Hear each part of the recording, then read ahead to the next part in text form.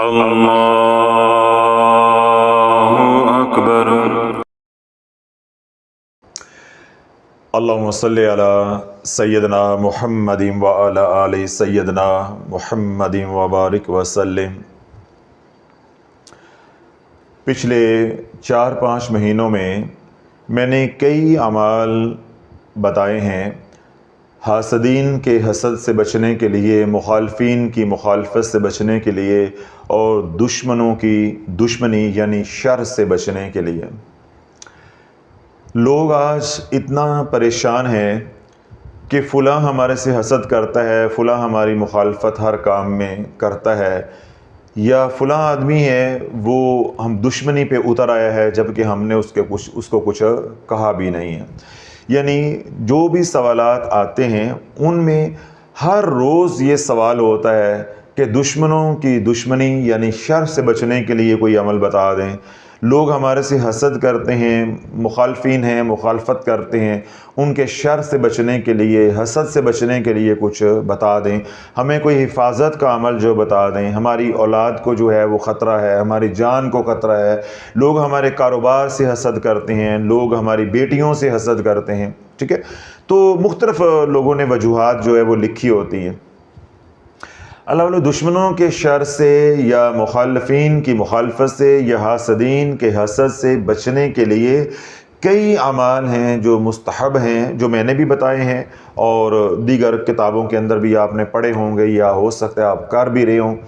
لیکن جو عمل اللہ کے نبی علیہ الصلوۃ والسلام نے کیا ہے مخالفت سے بچنے کے لیے یا حاسدین کے حسد سے محفوظ رہنے کے لیے یا دشمنوں کے شر سے بچنے کے لیے، تو وہ عمل اللہ کے نبی علیہ الصلوۃ والسلام نے محض اپنی ذات کے لیے نہیں کیا، بلکہ جو نبی عمل کرتا ہے وہ امت کے لیے تعلیم ہوتا ہے، تاکہ امت نے جب نبی کے پیچھے چلنا ہوتا ہے، اقتداء کرنی ہوتی ہے، پیروی کرنی ہوتی ہے، تو امت کو جو ہے وہ تعلیم ملے، رہنمائی ملے کہ نبی علیہ السلام کے اوپر جب مشکل وقت آیا یا فلاں طرح کی گھڑی آئی تو اس میں انہوں نے کون سا عمل کیا تھا۔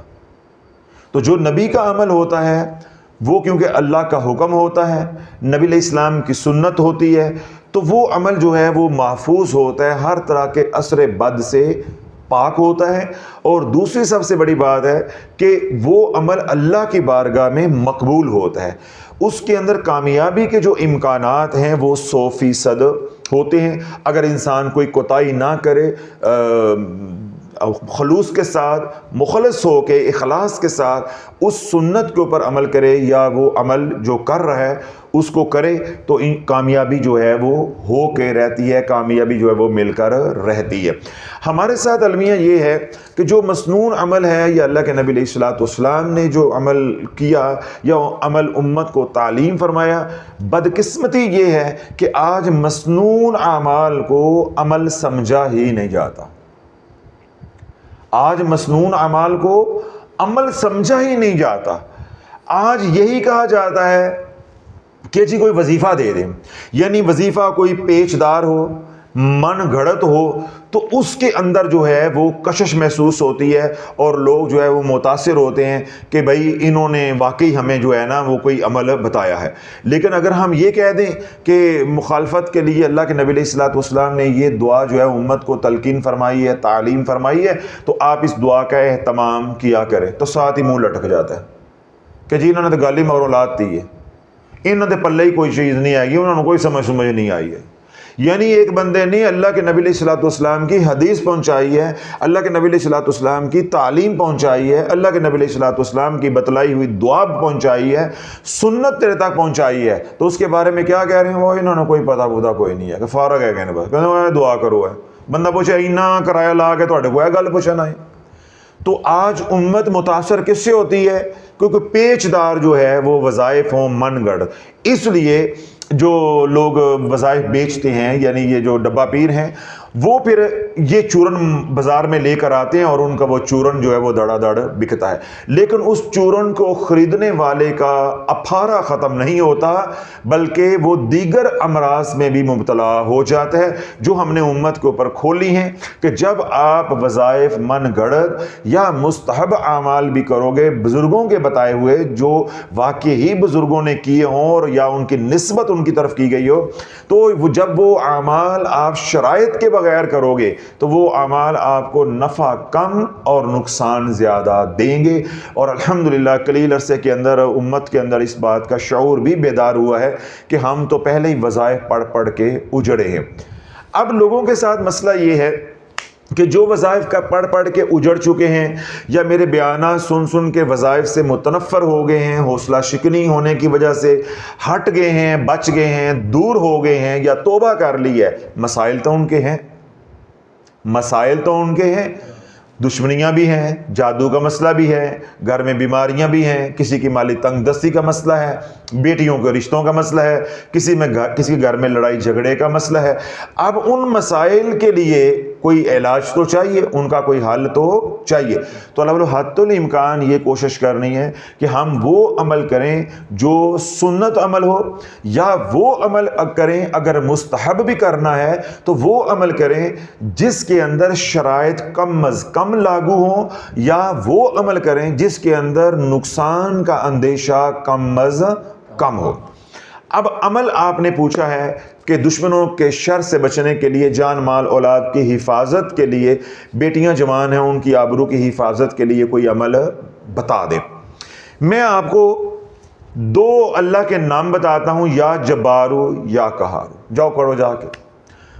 ہفتہ نہیں گزرے گا دشمن پھٹے لگوے سے، دشمن مر جائے گا پر آپ کو موت نہیں آنی۔ دیکھو میں تو بتا کے فارغ ہو گیا ہوں، اگر میں نے چورن بیچنا ہو، وظیفے بیچنے ہوں تو میں تو بات کر کے فارغ ہو گیا ہوں۔ یہ 5-4 منٹ کی ریکارڈنگ ہے، 5-4 منٹ کا بیان ہے، آپ بھی فارغ ہو۔ جب یہی 5-4 منٹ کا بیان جو ہے سوشل میڈیا پہ جائے گا تو شافی دی بلے بلے ہو جانی ہے، 24 گھنٹے میں 1.5 اس کے اوپر ویوز آ جانے ہیں، ٹھیک ہے، کیونکہ میرے بیانات ہوتے ہیں 1.5-2 گھنٹے کے، تو الحمدللہ جو امت جو ہے وہ ایک دن میں 24 گھنٹے میں 40 ہزار 50 ہزار جو ہے وہ ایک دن میں دیکھتی ہے۔ جب یہی بیان ان کو 5 منٹ 4 منٹ کا ملے گا تو لاکھوں ویوز آئیں گے کہ نہیں آئیں گے؟ لیکن ہم نے مرنا ہے اور حضور کا منہ دکھانا ہے۔ میں نے آپ کو بتایا کہ آپ نے میرے سے سوال کیا ہے کہ دشمنوں کے شر سے بچنے کے لیے، کاروبار کی حفاظت کے لیے، بیٹیاں جوان ہیں ان کی آبرو کی حفاظت یعنی ناموس کی حفاظت کے لیے کوئی عمل بتا دیں، ہم بہت زیادہ پریشان ہیں۔ یا قہارو یا جبارو جوڑ کے، دونوں نام جوڑ کے پڑھو، یا ایک نام بھی پڑھ لو کافی ہے، یا قہارو کافی ہے، یا ایک نام یا جبارو بھی کافی ہے، یا دونوں جوڑ کے پڑھ لو اگر جلدی چاہتے ہو کہ دشمن پھٹے لگ جائے، یا جبارو یا قہارو۔ 7 دن جو ہے وہ آپ روزانہ 1100 تعداد میں پڑھیں۔ اگر آپ کا یقین کامل ہوگا، پوری توجہ کے ساتھ پڑھیں گے، دشمن کو ذہن میں رکھ کے پڑھیں گے، تصور کر کے پڑھیں گے، تخیلاتی اپنی طاقت، تصوراتی طاقت کا بھرپور آپ استعمال کریں گے۔ جب آپ پڑھ رہے ہوں تو دشمن سامنے ہو تو اللہ والو 1100 روزانہ پڑھو یا قہارو، یا پڑھو صرف یا جبارو، یا دونوں جوڑ کے پڑھو یا قہارو یا جبارو۔ یہ 3 طریقے ہو گئے۔ 7 دن نہیں گزریں گے یا تو آپ کا دشمن جو ہے پھٹے لگ جائے گا، مر جائے گا، یا بستر پہ پڑ جائے گا۔ اب آپ کا مسئلہ تو حل ہو گیا۔ آپ کے سینے کیا پڑ جائے گی؟ ٹھنڈ، کہ بھائی حضرت صاحب نے ایسا وظیفہ دیا ہے، ساڑھا تو 7ویں دن کام ہو گیا، شکر کیتا ساڑھے مگروں لتھے نے۔ وہ مگروں لتھا یا نہ لتھا مجھے اس کا پتہ نہیں ہے، پر پھر تسی کسے دے مگروں نہیں لتھا نہ لے، نہ تم مرو گے اور نہ تم جیو گے، تم پھر زندہ لاش بن کے پھرتے رہو گے۔ عمل دیکھو کتنا آسان ہے، 5 منٹی گل ہے، تسی بھی خوش تے سوشل میڈیا بھی خوش، اگر چورن بیچنا ہو تو اللہ یہی بات میں نے عرض کی ہے کہ مسائل سے میرا انکار نہیں ہے، جب تک زندگی ہے پریشانیاں بھی ہیں، آزمائشیں بھی ہیں، تکلیفیں بھی ہیں، مسائل بھی ہیں۔ ہم نے ان مسائل کا جو حل ہے وہ سنت کے اندر ڈھونڈنا ہے، تاکہ جب ہم علاج کر رہے ہوں تو وہ علاج ہمیں نفع دے، اس کا اثر بد یعنی اس کے سائیڈ ایفیکٹ جو ہے وہ نہ آئیں۔ یا پھر ہم وہ علاج کریں جو محفوظ ترین ہو اور سنت کے قریب ترین ہو۔ پہلی ترجیح کس کو دیں گے؟ سنت کو، یعنی وہ اذکار ہم کریں جو مسنون ہیں۔ اگر ان کے اندر کوئی مسئلہ ہمارا حل نہیں ہو رہا یا ہمیں کوئی اپنے مسئلے کا حل جو ہے وہ نہیں مل رہا، تو پھر بزرگوں کا کوئی بتایا ہوا مستند طریقہ جو واقعی شرائط کے ساتھ مکمل نظام کسی نے بتایا ہو تو وہ عمل ہم کریں مستحب کے درجے میں، تو پوری شرائط کے ساتھ کریں تاکہ جس مسئلے کے لیے ہم کر رہے ہیں وہ مسئلہ حل ہو، کہیں یہ نہ ہو کہ ہم خود ہی حل ہو جائیں۔ تو جب آپ یوں پڑھیں گے یا جبارو یا قہارو یا صرف یا قہارو یا صرف یا جبارو، جس طرح پیر کہتا ہے کہ ایک رات کا عمل، کتنے گھر ہیں، ہزاروں کی تعداد میں گھر ہیں جو یا قہارو پڑھ کے اجڑ گئے۔ ہزاروں لوگ تو ہمارے پاس آ چکے، تو ساری دنیا میرے پاس تو نہیں آ رہی، کوئی بیچارہ کہیں جا رہا ہے، کوئی کہیں جا رہا ہے، کوئی کہیں جا رہا ہے، کوئی قبر میں جا رہا ہے، کوئی ہسپتال جا رہا ہے۔ اور کتنے لوگ ہیں جنہوں نے یا قہارو اس کے کہنے پہ کھلا پڑا ہے، انہیں تو یہ پتہ ہی نہیں ہے کہ ہمیں یا قہارو کی وجہ سے یہ سارا کچھ ہوا۔ وہ تو چند لوگ ہیں نا ابھی جن کو یہ شعور آیا ہے کہ بھائی یہ غلط وظائف ہم شرائط کے بغیر پڑھ بیٹھے ہیں، تو یہ نفع کی بجائے جو نقصان ہوا ہے یہ اس وظیفے کی وجہ سے ہوا ہے۔ سمجھ آ گیا؟ تو جو اللہ عمل اللہ کے نبی سے ثابت نہ ہو اس کے ساتھ شرائط لاگو ہوتی ہیں۔ جب آپ ان شرائط کی پاسداری نہیں کریں گے تو وہ عمل آپ کو نفع کم اور نقصان زیادہ دے گا۔ اللہ کے نبی سے بڑھ کے کسی کے دشمن نہیں ہے، اللہ کے نبی علیہ الصلوۃ والسلام کے بڑھ کے حاسدین کسی کے نہیں ہیں، اللہ کے نبی علیہ الصلوۃ والسلام کے جتنے مخالفین ہیں اتنے کسی کے مخالفین نہیں ہیں۔ اس کی دلیل ہے کہ جتنا منصب اور مقام اونچا ہوتا جائے گا، جتنے آپ نمایاں ہوتے جائیں گے، اتنے ہی آپ کے حاسد بڑھتے جائیں گے، اتنے ہی آپ کے نظر بد آپ کو لگانے والے، کالی نظر والے بڑھتے جائیں گے۔ پھر جو حسد میں حد سے بڑھ جائیں گے پھر وہی جادو کرنے والے بن جائیں گے، وہی آپ کے دشمن بن جائیں گے۔ جو جتنا نمایاں ہوگا اس کی دشمنی اتنی زیادہ، اس کی مخالفت اتنی زیادہ، اس کے ساتھ حسد اتنا ہی زیادہ۔ تو اللہ کے نبی علیہ الصلوۃ والسلام اپنے رب کے بعد سب سے زیادہ اونچے ہیں، تو مخالفت بھی اتنی زیادہ ہونی ہے۔ اس لیے میں نے یہ عرض کیا ہے کہ حضور علیہ الصلوۃ والسلام کے مخالفین کی جتنی تعداد ہے اتنی کسی کے نبی کے بھی مخالفین کی تعداد نہیں ہے۔ دشمن جتنے اللہ کے نبی علیہ الصلوۃ والسلام کے تھے اور آج کے دور میں بھی ہیں، اتنے کسی اور نبی کے نہ تھے نہ آج کے دور میں بھی ہیں، ایسے ہی مخالفین ہیں۔ تو ہم نے یہ دیکھنا ہے کہ جس ہستی کی مخالفت سب سے زیادہ، دشمنی سب سے زیادہ، ٹھیک ہے، حسد سب سے زیادہ، تو انہوں نے کون سا عمل کیا؟ اگر وہ یہ عمل کر کے کامیاب ہو سکتے ہیں تو میری مخالفت تو بہت تھوڑی ہے، میں تو امتی ہوں اور امتی بھی چھوٹا سا ہوں، تو مجھے تو چھوٹا سا عمل بھی مل جائے گا تو میرا کام بن جائے گا۔ تو جب اللہ کے نبی علیہ الصلوۃ والسلام کی یعنی دین اسلام کی، حضور علیہ الصلوۃ والسلام کے دعوت و ارشاد کے کام کی مخالفت مکہ میں حد سے بڑی، تو اللہ رب العزت نے آخری دو کل یعنی 11 آیات سورہ فلق اور سورہ ناس کو نازل فرمایا۔ جب اللہ کے نبی علیہ الصلوۃ والسلام ہجرت کر کے یثرب آ گئے اور اللہ کے نبی علیہ الصلوۃ والسلام کے طلبوں کے صدقے اللہ نے یثرب کو مدینہ بنا دیا، تو مدینہ میں کیونکہ عبداللہ بن ابی سردار بننے جا رہا تھا، تو پھر حضور علیہ الصلوۃ والسلام کی تشریف آوری ہونے کی وجہ سے جو اہل مدینہ ہیں وہ حضور علیہ الصلوۃ والسلام سے متاثر ہو گئے، آپ کی طرف متوجہ ہو گئے، اور اس کی سرداری کس میں پڑ گئی؟ خطرے میں۔ جب وہ خطرے میں پڑی تو وہ دشمنی پہ اتر آیا، اس نے منافقانہ طرز عمل جو ہے وہ اختیار کیا، راتوں میں یا جلوت کے اندر وہ حضور علیہ الصلوۃ والسلام کی مجلس میں ہوتا اور خلوت میں حضور علیہ الصلوۃ والسلام کے خلاف جو ہے وہ سازشیں کرتا، یعنی منافقانہ طرز عمل۔ تو پھر وہ رئیس المنافقین جو ہے وہ بن گیا، یعنی منافقین کا سردار بن گیا۔ جب وہ منافقت کی فضا جو ہے مدینہ پاک میں حد سے زیادہ بڑی، اور اسی منافقت حسد، ٹھیک ہے، خیبر کے بعد خاص طور پہ جب وہ حد سے بڑی، حسد حد سے بڑا، دشمنی حد سے بڑی، تو وہ دشمنی جو ہے وہ چلی گئی کہ کسی طرح حضور علیہ الصلوۃ والسلام کو رستے سے ہٹا دیا جائے۔ کیا کر دیا جائے؟ رستے سے ہٹا دیا جائے۔ یہی کام اہل مکہ نے بھی کیا تھا۔ کیوں؟ وہ حضور علیہ الصلوۃ والسلام کی ظاہری طور پہ جان لینا چاہتے تھے۔ اس وقت کیوں تھا کہ جو مسلمان تھے وہ کل کتنے تھے؟ 80، پہلے کتنے تھے؟ 40، وہ تھے ہزاروں میں. اس لیے انہوں نے ہجرت کی رات ابو جہل کے مشورے کے اوپر یہ بات طے کی تھی کہ حضور علیہ الصلوۃ والسلام آج گھر سے نکل کر کہیں جانے نہ پائیں، آج کی رات ان کی آخری رات ہے.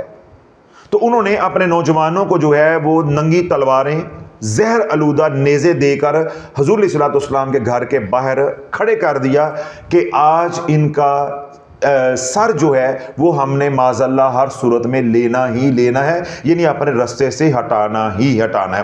کیونکہ اسلام کمزور تھا، مسلمان کمزور تھے، اس لیے وہ ظاہری طور پہ نقصان پہنچانا چاہتے تھے، وہ ظاہری طور پہ مضبوط تھے. جبکہ مدینہ پاک میں یہ حالات اور ہو گئے. مدینہ پاک میں اللہ رب العزت نے اسلام کو عزت دے دی، مسلمانوں کو عزت دے دی. اب ہمارا ایک ٹور ٹیکا ہے، دبدبہ ہے. ظاہری طور پہ حضور کے سامنے کھڑے نہیں ہو سکتے، مسلمانوں کے سامنے کھڑے نہیں ہو سکتے.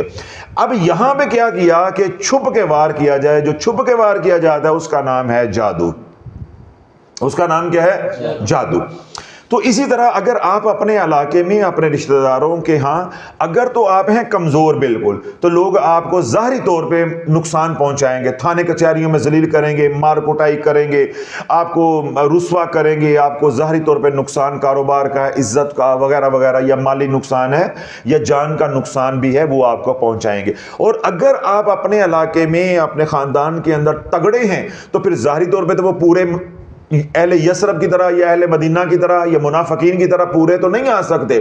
تو پھر وہ کیا کریں گے؟ جادو کا رستہ اختیار کریں گے. تو اب میں عرض یہ کرنا چاہتا ہوں، چاہے ظاہری مخالفت ہو تو چاہے چھپی ہوئی مخالفت ہو، زیر زمین مخالفت ہو، مخفی مخالفت ہو، جس طرح مدینے میں مخالفت تھی یا مکہ میں مخالفت تھی. جب مکہ میں ظاہری مخالفت تھی تو اللہ نے سورہ فلق ناس کو نازل کیا. جب مدینہ پاک میں آ کے مخفی مخالفت حد سے بڑھی تو اللہ نے دوبارہ سورہ فلق کو نازل کیا. دوبارہ اللہ رب العزت نے سورہ فلق ناس کو یعنی آخری دو کل جو ہے ان کو نازل کیا. اس لیے سورہ فلق اور سورہ ناس یہ مکی بھی ہے اور یہ مدنی بھی ہے. تو اس سے ہمیں یہ سبق ملا کہ دشمنی ظاہری ہو تو تب بھی سورہ فلق ناس چلے گی، دشمنی جو ہے وہ مخفی ہو، چھپی ہوئی ہو، کوئی پیچھے چھپ کے وار کر رہا ہے، دوست بن کے دشمنی جو وہ نبھا رہا ہے، تو تب بھی ہم جو ہے وہ نفع کس سے اٹھائیں گے؟ سورہ فلق اور سورہ ناس سے.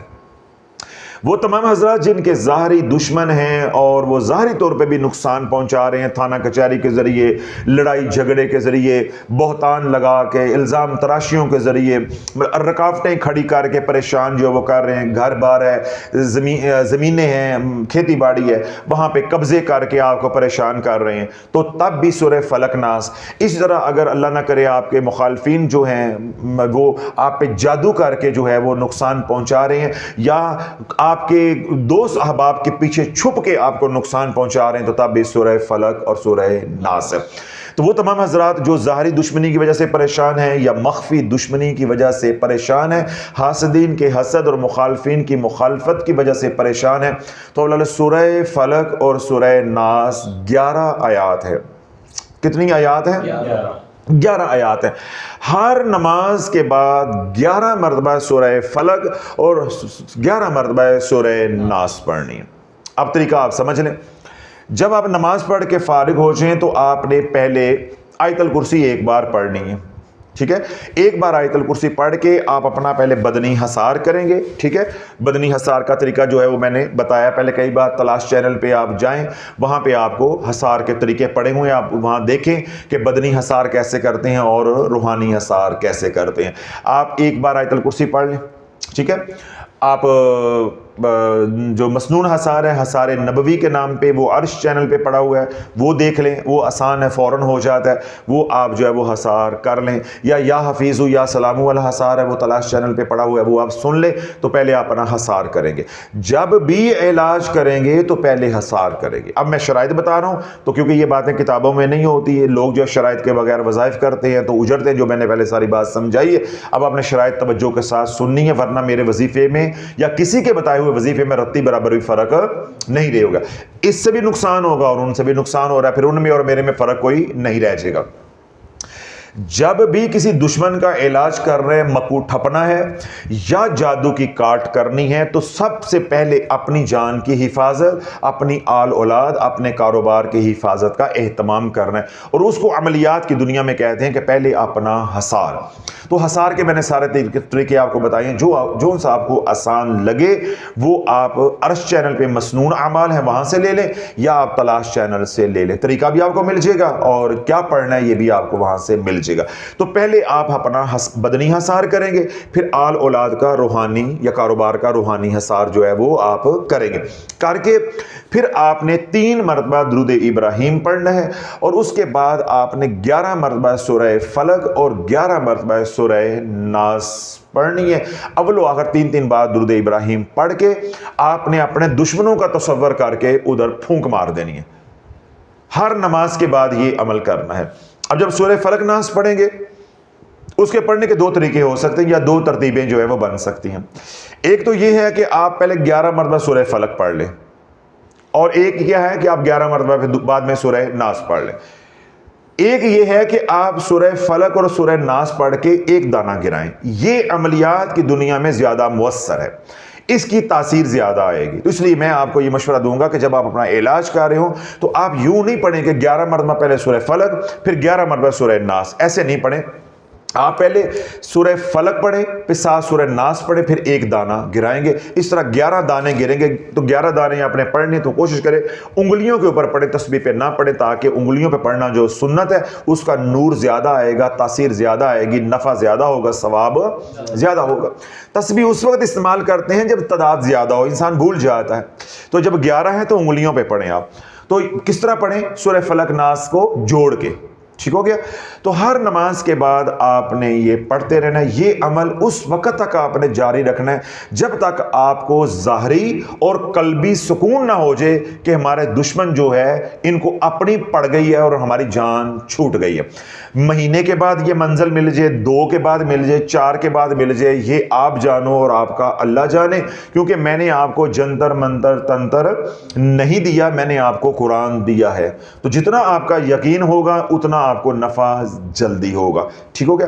جب آپ کو یقین ہو جائے ظاہری طور پہ اور باطنی طور پہ، مخفی طور پہ، قلبی طور پہ کہ اب ہماری جان جو ہے انہوں نے چھوڑ دی ہے، تو پھر یہی سورہ فلق ناس ہر نماز کے بعد 3 بار ساری زندگی آپ نے پڑھتے رہنا ہے۔ مسنون عمل کا ثواب بھی ملتا رہے گا، اور آپ کی حفاظت اللہ جادو سے بھی اور ظاہری دشمنی سے بھی، حسد سے بھی، مخالفت سے بھی اللہ فرماتا رہے گا۔ یعنی جب علاج کریں گے تو ہر نماز کے بعد 11 بار پڑھیں گے، اور جب علاج مکمل ہو جائے گا 2 ہفتے بعد، 6 ہفتے بعد، 10 ہفتے بعد، 2 مہینے بعد، 4 مہینے کے بعد، اس کے بعد پھر سے ساری زندگی عمل کتنا کرنا ہے؟ ہر نماز کے بعد 3 بار۔ اگلی اور آخری بات، جن دنوں میں خواتین نے نماز نہیں پڑھنی، یہ عمل نہیں چھوڑنا، اپنے وقت پہ یہ عمل کرتے رہنا ہے۔ اس کو وظیفے کی نیت سے پڑھنا ہے، ذکر کی نیت سے پڑھنا ہے، عمل کی نیت سے پڑھنا ہے، اس کو قرآن کی تلاوت کی نیت سے نہیں پڑھنا۔ تو یہ نہ ہو جن دنوں میں خواتین کے ایام چل رہے ہوں یا ناپاک ہوں، تو جب وہ عمل چھوڑ دیں گی تو پھر اس عمل کی رجت آ جاتی ہے، پھر اس کا اثر بد آ جاتا ہے، ساتھ جتنا آپ نے علاج کیا ہے، جو آپ کی زبان میں تاثیر آئی ہوئی ہے وہ تاثیر بھی ختم ہو جائے گی۔ تو یہ وجہ ہوتی ہے کہ ہم اپنے وظائف کے اندر کامیاب نہیں ہوتے، اس لیے میں نے کل کے تمام شرائط جو ہے وہ آپ کو بتا دی ہیں۔ اس کے علاوہ اور کوئی شرط اس کے ساتھ لاگو نہیں ہوتی۔ پہلے یہ عمل مستحب بنے گا، جب آپ کا علاج مکمل ہو جائے گا، جب اس کی تعداد 3 پر آ جائے گی تو یہی عمل آپ کا سنت بن جائے گا۔ سنت مسنون جو اذکار ہیں ہر نماز کے بعد کرنے والے، ان کے اندر یہ شامل ہو جائے گا۔ آپ کو سنت کا ثواب بھی انشاءاللہ ساری زندگی ملتا رہے گا، آپ کا مسئلہ بھی حل ہو جائے گا، اور آپ حضور علیہ الصلوۃ والسلام کے قریب بھی ہوتے جائیں گے، کیونکہ سنت کے اوپر عمل کر رہے ہیں۔ اگر آپ کے اوپر پہلے سے جادو ہوا ہے تو انشاءاللہ اس عمل سے جادو ٹوٹ جائے گا۔ اگر آپ کے اوپر دیگر وظائف کے اثر بد آیا ہوا ہے، یعنی رجت کے اثرات آئے ہوئے ہیں، تو انشاءاللہ وہ بھی آہستہ آہستہ جو ہے وہ زائل ہو جائیں گے، ان کا علاج بھی آپ کا ہو جائے گا۔ اس طرح آپ کے اوپر کالی نظر کے اثرات ہیں تو اسی عمل سے اس کے اثرات بھی زائل ہو جائیں گے۔ اسی طرح آپ کے بیٹیوں کے رشتے باندھے ہیں، کاروبار کو باندھا ہے، یعنی بندش کی ہوئی ہے، تو اس کے لیے کوئی اور وظیفہ نہیں کرنا، صرف یہی وظیفہ کریں گے تو آپ کا مسئلہ حل ہو جائے گا۔ آخری بات اور تنبیہ کی بات، جب یہ عمل آپ کر رہے ہیں، جب آپ علاج اپنا کر رہے ہیں، تو جب علاج کر رہے ہوتے ہیں تو ایک ہی ڈاکٹر کا علاج چلتا ہے، دو ڈاکٹر کا علاج نہیں چلتا۔ جب آپ یہ وظیفہ کر رہے ہوں گے، اسی وظیفے کے ساتھ اور بھی وظیفہ کریں گے، چلو ادھر سے ہی فائدہ ہو جائے، یہ نہیں چلے گا تو یہ چلے گا، یہ دنیا نہیں ہے۔ آپ جکڑے جاؤ گے، اس جکڑے جانے کا نام رجت ہے۔ پھر میں نے کیا کہا کہ دشمن تو پتہ نہیں مرتے ہیں یا نہیں مرتے، تم جو ہے نہ مرو گے نہ جیو گے، تم زندہ لاش بن جاؤ گے، سب کچھ اجڑ چلے گا۔ یعنی چلے تھے ہم دشمنوں کو مارنے، تو خود جو وہ قبر میں آدھے اتر گئے اور آدھے باہر رہ گئے۔ یہ کام نہیں کرنا۔ اگر آپ کو میرا یہ عمل بتایا ہوا دل کو لگتا ہے، بھاتا ہے، مطمئن ہوتے ہیں تو یہ کریں، ورنہ آپ جو اس کا کرنا چاہتے ہیں پھر آپ یہ نہیں کریں، پھر آپ وہ کر لیں۔ عرض کرنے کا مقصود یہ ہے کہ ایک وقت میں ایک عمل کرنا ہے۔ تو اللہ بولے یہ اتنا مجرب عمل ہے، کسی طرح کی مخالفت ہو، ظاہری یا منافقت والی، تو اس کے علاوہ کوئی عمل اور نہیں کرنا، ٹھیک ہے؟ جادو ہو، کالی نظر ہو، رجت کے اثرات ہوں، بندش ہو، سب کچھ اسی کے ساتھ کھلے گا، رزق بھی اسی کے ساتھ کھلے گا، صحت بھی اس کے ساتھ کھلے گی، گھر میں لڑائی جھگڑے ہیں تو وہ بھی اسی سے دور ہوں گے، اولاد نافرمان ہے تو اسی سے مسئلہ جو حل ہوگا، گھر میں بے برکتی ہے تو اسی سے ختم ہوگی، گھر میں جو ہے کبھی کوئی چیز خراب ہے، کبھی کوئی چیز خراب ہے، نقصان ہوتے ہیں تو اسی سے مسئلہ حل ہوگا۔ باہر گاڑی پہ جاتے ہیں، حادثہ ہو جاتا ہے بار بار، تو یہی صورتیں پڑھتے رہیں گے تو انشاءاللہ اللہ حادثے سے بھی محفوظ فرمائے گا۔ اس عمل کی آپ تمام حضرات کو بھی اجازت ہے، جو سوشل میڈیا پہ سن رہے ہیں انہیں بھی اجازت ہے۔ جو میں نے شرائط بتائی ہیں ان شرائط کے ساتھ کریں، انشاءاللہ میری دعا ہے اللہ سونا جو 100% کامیابی سے ہمکنار جو ہے وہ فرمائے گا۔ وہ تمام حضرات جنہوں نے دعاؤں کے لیے کہا ہے، جو پریشان حال ہیں اللہ ان کی پریشانیوں کو دور عطا فرمائے، جو دکھی ہیں ان کے دکھ دور عطا فرمائے، اور جو سکھی ہیں اللہ ان کے سکھوں میں برکتیں عطا فرمائے۔ وہ تمام حضرات جنہوں نے دعاؤں کے لیے کہا ہے، حاجات ہمیں لکھ کر بھیجی ہیں، اللہ سونا غائب کے خزانے سے ان کی تمام حاجات کو پورا کرے۔ وہ تمام حضرات جن کے ہمارے پہ حقوق ہیں یا ہم ہمارے لیے پیار بری محبت بری دعائیں کرتے ہیں، ہمارے بھی اللہ جو ہے وہ محبت بری اور پیار بری التجاؤں کو ان کے حق میں قبول و منظور فرمائے۔ اور وہ تمام حضرات جو گھروں میں، ہسپتالوں میں، جہاں کہیں بھی بیمار ہیں، مرد ہیں، عورتیں ہیں، بچے ہیں یا بوڑھے ہیں، اللہ سب کو جو ہے وہ صحت والی زندگی عطا فرمائے، شفاء کاملہ عاجلہ عطا فرمائے۔ وہ ماں باپ جو بچے بچیوں کے رشتوں کی وجہ سے پریشان ہیں، اللہ ڈنگ کے جوڑ کے ان کو رشتے عطا فرمائے۔